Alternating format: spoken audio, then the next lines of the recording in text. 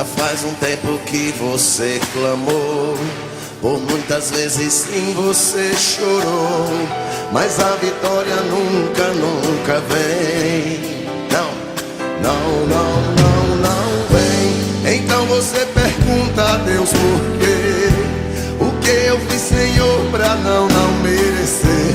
Misericórdia, Deus, eu sou teu filho. Eu sou teu filho. Oh, não.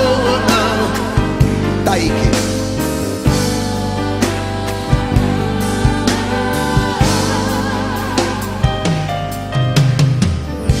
Pergunta pra si mesmo onde está Deus, que tantas coisas boas prometeu, mas essas coisas nunca, nunca vêm.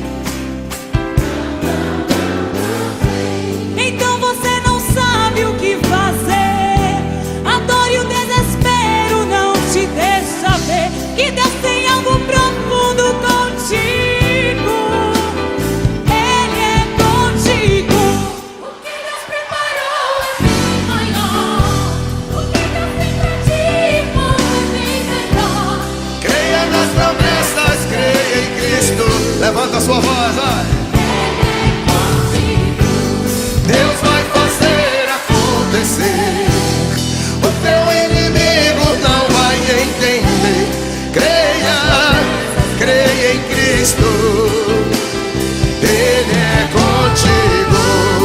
Se você crê nessas promessas, levanta a tua voz, dá um glória a Deus. Aleluia.